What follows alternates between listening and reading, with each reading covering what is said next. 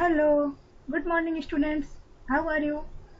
Set CL Hindi high school के home learning class में मैं अंकिता मौर्य एक बार फिर से आप सभी का स्वागत करती हूँ। सब विद्यार्थी मित्रों, आज के सेशन की शुरुआत एक अच्छे सुविचार के साथ करेंगे।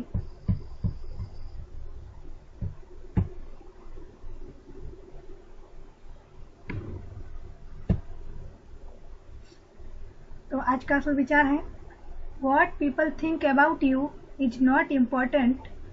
What you think about yourself means everything.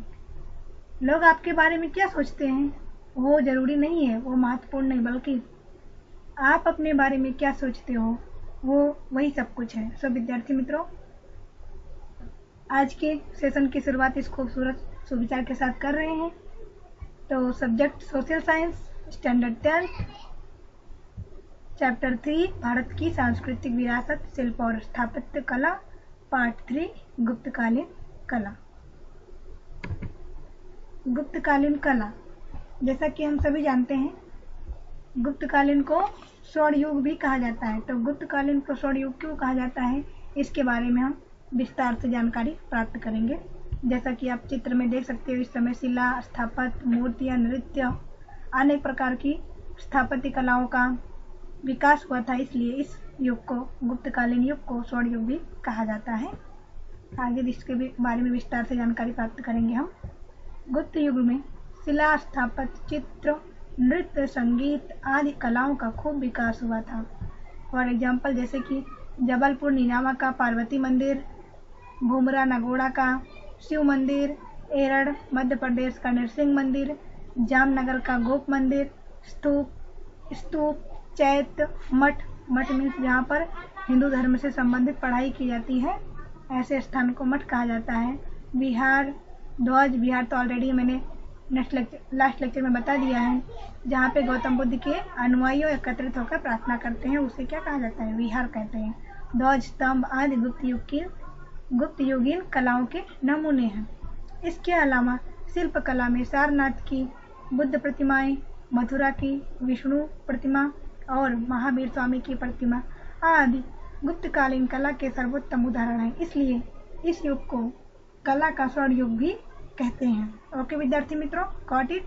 Yes. गुफा स्थापत्य, नेक्स्ट पॉइंट है गुफाएं। भारतवर्ष में गुफा स्थापत्य मनुष्यकृत सौंदर्य धाम माने जाते हैं। मनुष्य ने अनेक प्रकार की चीजें बनाई है, इसमें से गुफा स्थापत्य बहुत ही सुंदर है, बहुत ही बेहतरीन तरीके से मनुष्य के द्वारा बनाया गया है, ऐसा माना जाता है। तो नेक्स्ट पॉइंट है औरंगाबाद में स्थित अजंता एलोरा की गुफाएं, मुंबई की एलिफेंटा की गुफाएं, ओडिशा में भुवनेश्वर के पश्चिम उदयगिरी, खंडगिरी, नीलगिरी गुफाएं, बाघ की गुफाएं गुप्तकालीन स्थापत्य के प्रसिद्ध उदाहरण हैं। गुजरात में खंभालीड़ा, गोंडल, ढाक, राजकोट, जूनागढ़ की 3 गुफाओं का समूह, तलाजा, साड़ा आदि स्थलों पर गुफाएं प्राप्त हुई हैं, मिली हैं। अशोक के गुफा लेख गया से 16 किलोमीटर दूर वरवर के पहाड़ को 3 गुफाओं की दीवारों को तराश कर लिखे गए हैं। यहाँ पर यह बिहार में आया हुआ है, वरवर। इसके पहाड़ पर 3 गुफाएं बनाई गई हैं और उसके अंदर भगवान बुद्ध की प्रतिमा रखी गई है और दीवार बनाई गई। उन दीवारों पर अशोक ने क्या उनके जीवन में क्या क्या दान कार्य किए थे उसका विवरण दिया गया है। तो यह गया से 16 किलोमीटर दूर पर आया हुआ है। ओके विद्यार्थी मित्रों, और नेक्स्ट है, यह तो ये जाना पहचाना है असम को दार्जिलिंग की गुफा, बिहार की सुदामा और सीता की गुफा आदि प्रसिद्ध गुफा स्थापत्य हैं। ओके विद्यार्थी मित्रों, नेक्स्ट है, अब हम गुजरात की गुफाएं के बारे में चर्चा करेंगे। तो फर्स्ट है, पहला है जूनागढ़ गुफा। जूनागढ़ में 3 गुफा समूह हैं। पहला है बाबा प्यारा का गुफा समूह, दूसरा है ऊपरकोट की गुफाएं, तीसरा है खापरा कोडिया की गुफाएं। तो विद्यार्थी मित्रों, अब हम 1 बाय 1 एक के बारे में डिटेल्स में जानेंगे।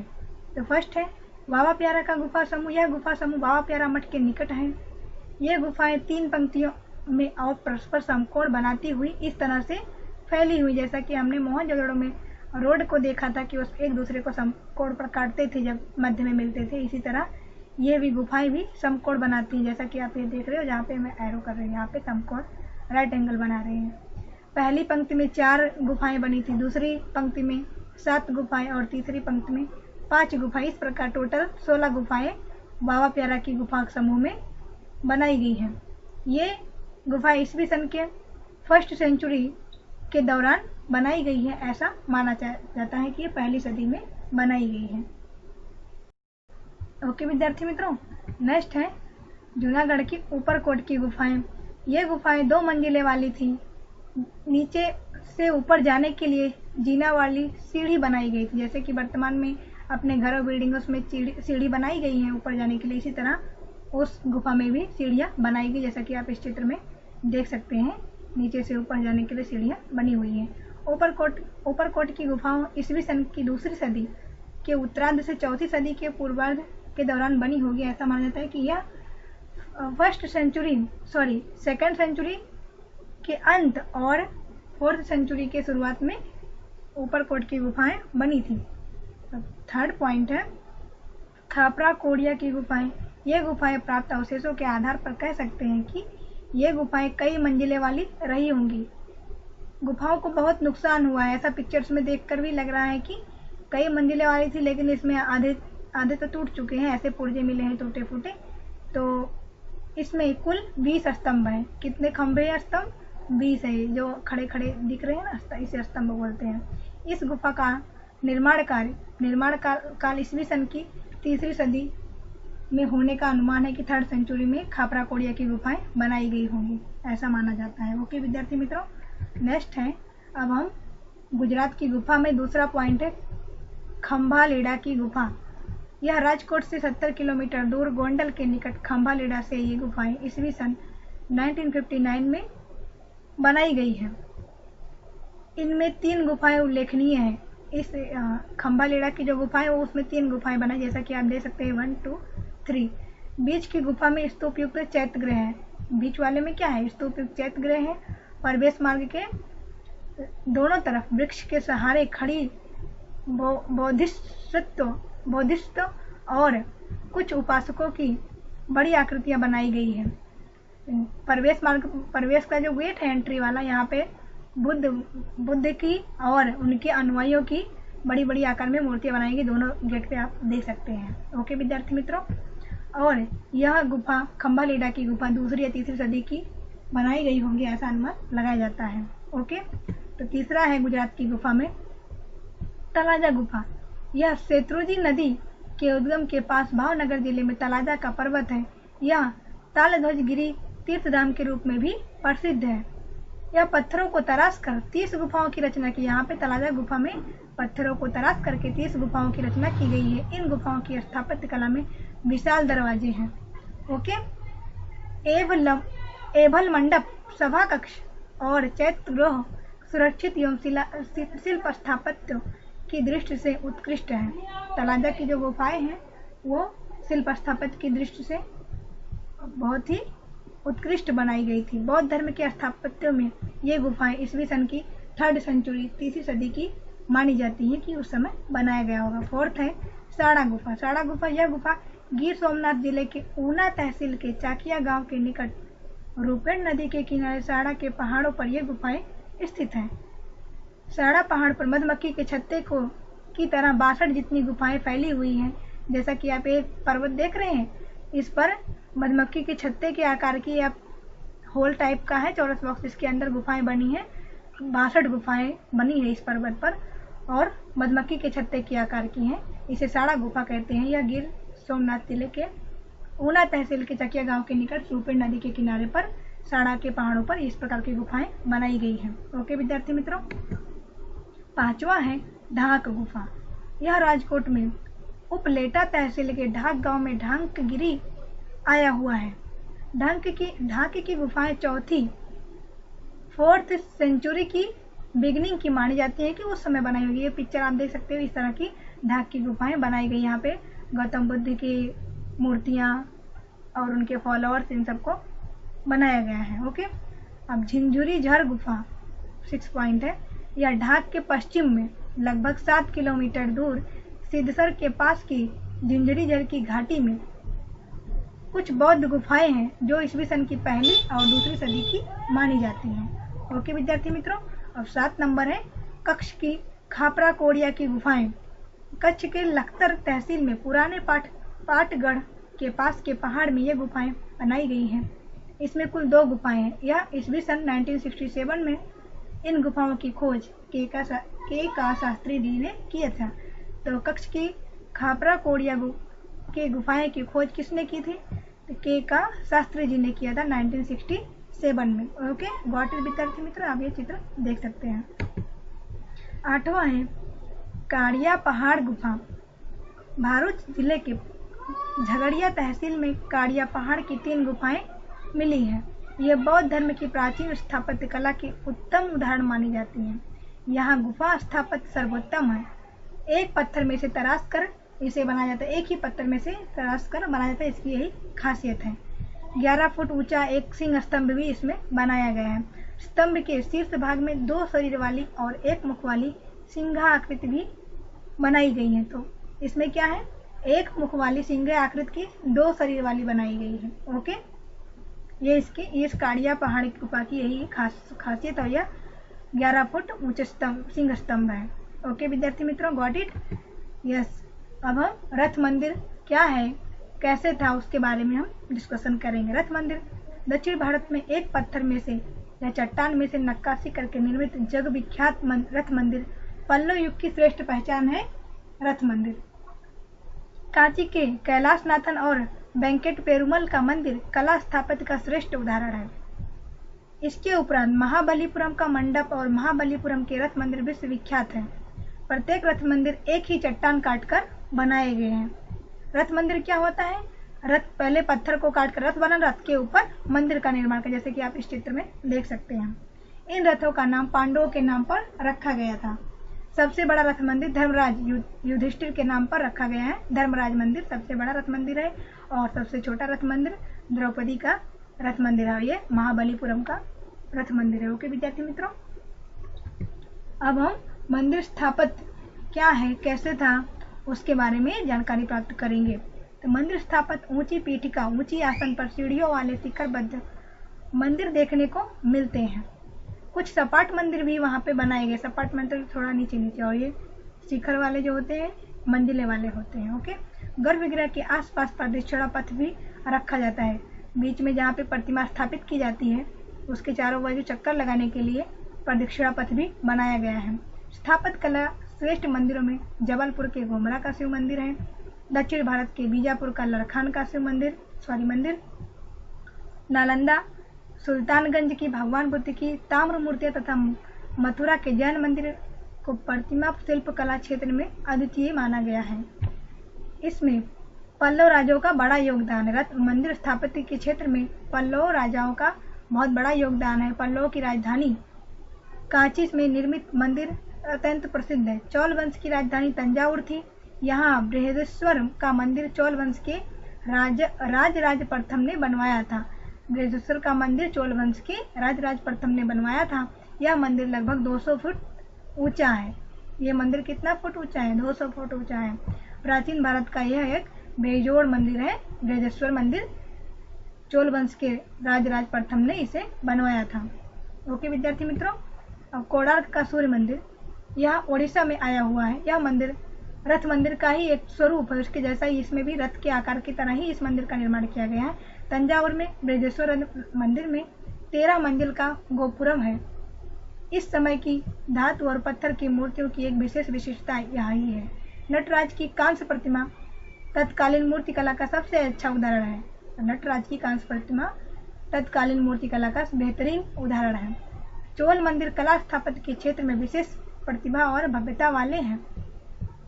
मदुरई में भारत का भव्य मीनाक्षी मंदिर आया हुआ है। यह बहुत ही बड़ी जगह में फैला हुआ है। मीनाक्षी मंदिर मंदिर के मुख्य 4 गोपुरम है। मीन्स 4 फ्लोर वाले मीनाक्षी मंदिर बनाया गया है। 4 गेट है, उसे गोपुरम कहते हैं। स्थापत्य की दृष्टि से विशिष्टता वाला वह श्रेष्ठ मंदिर है। खजुराहो मध्य युग में बुंदेलखंड के चंदेल राजपूतों की राजधानी थी। खजुराहो मध्य युग में बुंदेलखंड के चंदेल राजपूतों की राजधानी थी। चंदेल राजाओं ने खजुराहो के सुंदर मंदिरों का निर्माण करवाया था। शिखरबद्ध और भव्याति भव्य। इन मंदिरों की शैली दूसरे मंदिरों से बिल्कुल ही भिन्न थी। ओके विद्यार्थी मित्रों, अब हम गोपुरम स्थापत्य क्या है उसके बारे में चर्चा करेंगे। गोपुरम मीन्स अर्थात मंदिर का प्रवेश द्वार, मंदिर का एंट्री गेट, जैसे आप इसमें देख सकते हैं। इसे क्या बोलते हैं? गोपुरम कहते हैं। दक्षिण भारत के पांड्य शासकों ने मंदिर निर्माण को प्रोत्साहन दिया था, प्रेरणा दी थी कि इस समय अनेक प्रकार के गोपुरम स्थापत्य बनाए गए थे पांड्य शासकों ने। उन्होंने मंदिर के बाहर खड़ी दीवार और ऊंचे सुंदर सुशोभित दरवाजों की रचना की थी। पांडु शासक जो थे वो मंदिर के बाहर खड़ी दीवार और ऊंचे सुंदर सुशोभित दरवाजों की रचना की थी, मतलब अच्छे गेट बनाए थे। इन मंदिरों के दरवाजे को हम गोपुरम कहते हैं। मंदिरों के बदले गोपुरम की कलात्मक सुंदरता की महिमा बढ़ गई थी।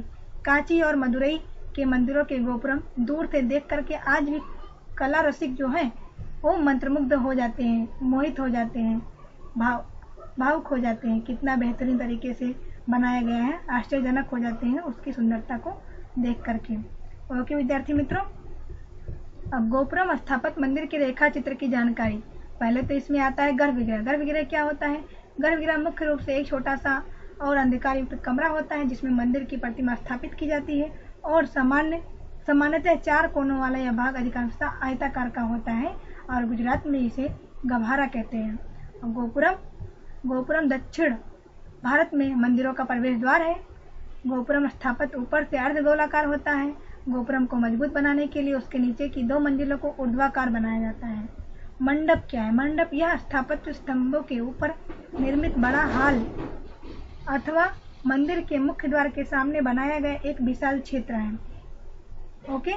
शिखर क्या है? गर्भगृह के सबसे ऊंचाई वाले बाह्य भाग के ऊपर नुकीली बनाई गई आकृति को शिखर कहते हैं। इन शिखरों को पीतल या सोने से मढ़ा जाता है ताकि वो शाइनिंग करे, चमके।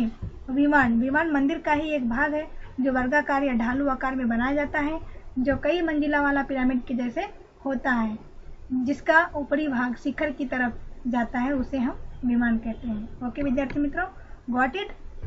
नेक्स्ट है, हम पिक्चर देखेंगे दक्षिण भारतीय मंदिर की रेखा चित्र। देखो, शिखर है, विमान है, ये मंदिर के जैसा बनाया गया अलग अलग, गर्भगृह है, मंडप है, गोपुरम इसे बोलते हैं, आप देख सकते हैं चित्र में, राजा गोपुरम, ध्वज स्तंभ, महामंडप, गर्भगृह। ओके।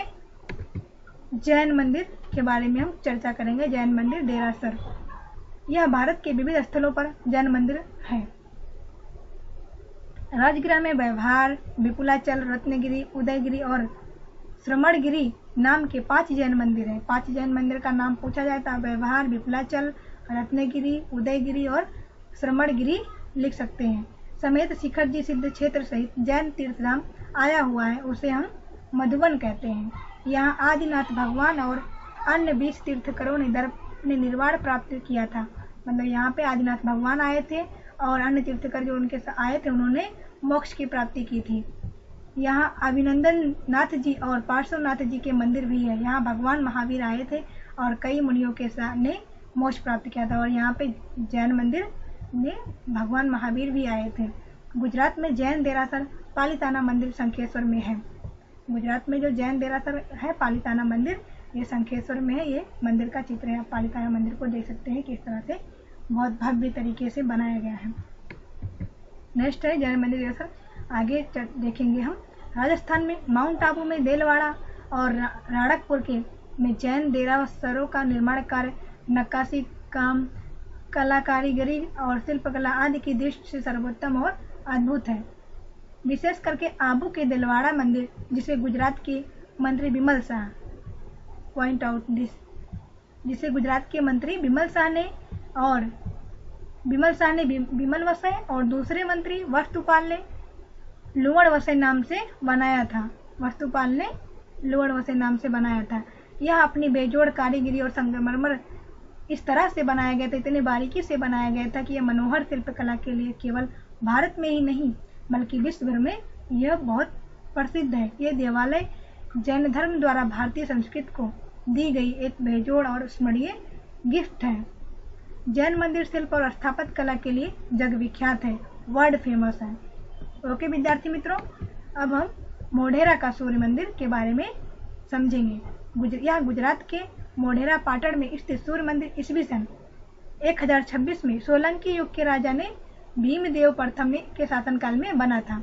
मोढेरा का सूर्य मंदिर ईस्वी सन 1026 में सोलंकी युग के राजा भीमदेव प्रथम के शासनकाल में बनाया गया था और यह मोढेरा पाटण में आया हुआ है गुजरात के।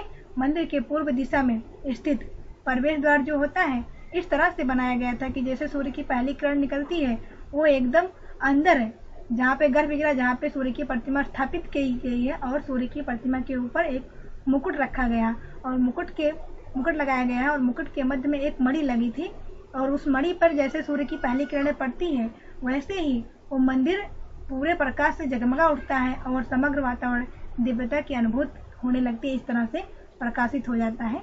ऐसा भव्य तरीके से बनाया गया है ये हमारा सूर्य का मंदिर मोढेरा में है। ओके विद्यार्थी मित्रों, आज भी मंदिर में अंकित सूर्य की 12 विविध प्रकार की मूर्तियों को देखा जा सकता है। हम तो यहाँ पर जाकर आए, आप भी जाके देखो, बहुत ही बेहतरीन तरीके से मोढेरा का सूर्य मंदिर बना हुआ है। इस मंदिर का नक्काशी का काम ईरानी शैली में हुआ है। अगर इस पर प्रश्न आए कि किस मंदिर का नक्काशी काम ईरानी शैली में हुआ है तो वो केवल एक ही है, मोढेरा का सूर्य मंदिर। मंदिर के बाहर जलकुंड के चारों ओर छोटे छोटे कुल 108 जितने मंदिर हैं। वहाँ उषा और संध्या काल के समय प्रदीप्त दीपमालाओं के कारण एक नयन रम्य दृश्य उपस्थित होता है। ओके, तो विद्यार्थी मित्रों, आशा करती हूँ आपको ये लेक्चर अच्छा लगा होगा। आप इसकी नोट्स बना लेना। Thank you.